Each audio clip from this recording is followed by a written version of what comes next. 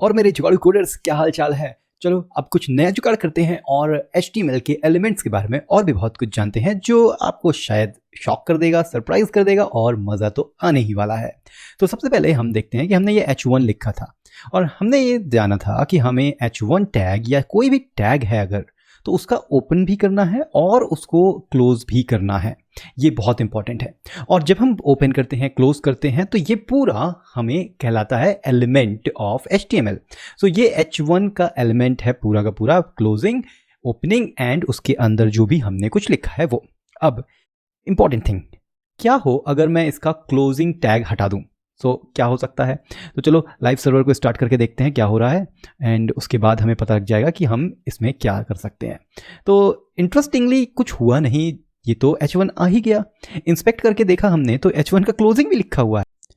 तो ये तो कुछ नया ही चीज़ हो गई, क्योंकि HTML जो है इतना परेशान करता नहीं है कभी। HTML कभी एरर भी नहीं देता है। अगर आप H1 की जगह मान लो V1 लिखोगे, जो कि कोई कोड होता ही नहीं है, किसी तरह का टैग ही नहीं होता है, तभी HTML कुछ परेशानी नहीं करता। HTML बोलता है अच्छा ये V1 हो सकता है कोई टैग होगा, और ये देखो इसने इसका क्लोजिंग भी कर दिया। तो ये HTML बहुत शांत प्रवृत्ति का इंसान होता है, इंसान तो नहीं होता है पर एक लैंग्वेज होती है, बहुत ही शानदार। कोई परेशानी नहीं भैया, जो करना है कर लो, हम शांत बैठे हैं। अच्छा, तो अब हर एलिमेंट के अंदर कुछ एट्रीब्यूट्स भी होते हैं ना। ये नया कुछ आया है, एट्रीब्यूट्स। आप ध्यान दें तो यहाँ पे हमने जब HTML के अंदर ये lang en डिफाइन किया है, ये एक्चुअली है क्या? इसको बोलते हैं एट्रीब्यूट ऑफ HTML टैग। सो ये जो HTML का टैग है ये HTML टैग में यूज हुआ है, लेकिन H1 का क्या टैग हो सकता है? H1 का एक टैग हो सकता है टाइटल। मतलब अगर हम माउस लेके जाएंगे इसके ऊपर तो क्या लिख के आएगा? तो हम बोल सकते हैं title of my website, simple. So अभी देखते हैं ये होगा कि नहीं होगा। सो हमने माउस के ऊपर लेके गए, थोड़ी देर रुके तो ये देखो टाइटल ऑफ माय वेबसाइट आ गया। तो ये जो है ये HTML के एलिमेंट में ये पूरा एलिमेंट कहलाएगा, और उस एलिमेंट में ये एट्रीब्यूट है टाइटल, और ये टाइटल एट्रीब्यूट की वैल्यू है। अब एक और मजे की बात देखते हैं कि मान लीजिए आपने एक टैग यूज किया जिसको P टैग बोलते हैं और वो पैराग्राफ टैग कहलाता है।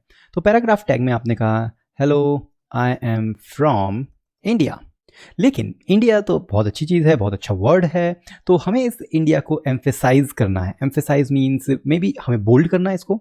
तो बोल्ड करने के लिए भी एक HTML का टैग है जिसको बोलते हैं B टैग। ज़्यादा दिमाग लगाने की जरूरत नहीं है, B फॉर बोल्ड। और हमने देखिए पैराग्राफ टैग के अंदर एक और टैग यूज़ किया, तो इसको बोलते हैं नेस्टेड एलिमेंट। तो ये हमारा पूरा एक एलिमेंट था जहाँ पे हम पैराग्राफ टैग यूज़ किए थे। उस पैराग्राफ टैग के अंदर हमने एक और एलिमेंट यूज़ किया बोल्ड करने के लिए, जिसको हमने B टैग के अंदर पुट कर दिया इंडिया कीवर्ड को। अब ऐसा करने से हुआ क्या कि ये जो है हेलो आई एम फ्रॉम, इतना तो नॉर्मल पैराग्राफ टैग के फॉर्मेटिंग में जाएगा, लेकिन इंडिया जो है वो बोल्ड हो जाएगा, सिर्फ इंडिया जो कीवर्ड लिखा है हमने वहाँ।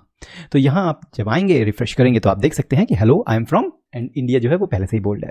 अब ये सारी चीज़ें जो हैं ये आपको यहाँ पे डॉक्यूमेंटेशन में मिल जाएंगी। ये MDN की डॉक्यूमेंटेशन है। अगर आपको नहीं समझ में आता तो आप सिंपल से करें HTML MDN, इसको सर्च करेंगे तो आपको ये मिल जाएगा। लेकिन थोड़ी सी ये पढ़ना पड़ता है, कन्फ्यूजिंग है, इसलिए मेरे वीडियोज़ देख के तो आपको ईजिली समझ में आ जाएगा, क्योंकि यहाँ पर हम करते हैं अजीब सा लेकिन मज़ेदार जुगाड़, जो कि आपकी लर्निंग को, आपके जो है पैशन को सिंप्लीफाई कर देता है। तो हमने अभी तक देखा कि नेस्टेड एलिमेंट भी होते हैं, और याद करिए मैंने एक बताया था कि सेल्फ क्लोजिंग टैग भी होते हैं, और उनको बोलते हैं वॉइड एलिमेंट। वॉइड एलिमेंट कौन से होते हैं? वॉइड एलिमेंट वो एलिमेंट्स होते हैं जिनका सेल्फ क्लोजिंग टैग किया जाता है, जिनके अंदर कुछ नहीं लिखा जाता है। तो वो कौन कौन से वॉइड होते हैं? जिसमें बहुत सारे हैं, एरिया है, बेस है, BR है, कॉल है, HR है। तो इनके बारे में भी पढ़ सकते हैं आप। अगेन ये MDN की वेबसाइट बहुत ईजी है, एंड इसमें से मैं आपको कुछ बता देता हूँ। जैसे कि एक है इनपुट। अभी इनपुट जो है वो इनपुट फील्ड, मतलब हम यूज़र से कुछ अगर एक्सेप्ट करना चाहते हैं, नाम है, ईमेल है, नंबर है, उसके लिए यूज़ होता है। तो ये देखिए हम इसको ऐसे कभी नहीं लिखते, ऐसे कभी नहीं लिखते अगर फिर भी, लेकिन अगर हम चाहें तो ये देखिए ये 2 आ गए एलिमेंट। क्यों? क्योंकि ये 2 हैं। तो अगर मैं इसको क्लोजिंग में लिखूँ इस तरीके से तो 1 हो गया। अब मैंने बताया था कि HTML जो है वो कंप्लेन नहीं करता, किसी तरह का एरर नहीं देता। तो उसने कहा यार ठीक है होगा एक इनपुट फील्ड, तो उसने क्लोजिंग वाले इनपुट फील्ड को इग्नोर ही कर दिया। पर इससे होता क्या है, अभी तो कोई एरर नहीं आया, लेकिन अगर रिएक्ट वगैरह में या व्यू में या किसी भी आप जावास्क्रिप्ट के फ्रेमवर्क में पहुंचेंगे तो वहाँ वो प्रॉब्लम कर सकता है और बोलेगा कि भाई इसको सेल्फ क्लोज करो।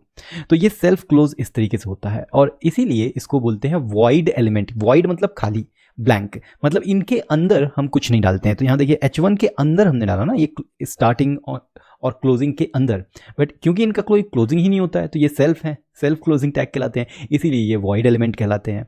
इसी तरीके से एक और होता है इमेज, ये भी वॉइड होता है, पर इसमें हमें सोर्स देना पड़ता है कि हम किस इमेज को हम यहाँ पे शो करेंगे, तो वो भी अभी हम देखेंगे कि कैसे करना है। तो ये कुछ बातें हैं जो आपको ध्यान रखनी है HTML एलिमेंट के बारे में, कि हमें उसमें बहुत सारे एट्रीब्यूट्स हो सकते हैं, हम उनको नेस्ट कर सकते हैं, हम उनको सेल्फ क्लोज कर सकते हैं, और क्लोज करना उतना ज़रूरी भी नहीं है भाई। तो ये सारे जुगाड़ आपको और कहीं नहीं मिलेंगे, सिर्फ मिलेंगे कहाँ पे, कोड जुगाड़ के अंदर। तो थोड़ा सा जुगाड़ करते रहिए और कोड जुगाड़ देखते रहिए।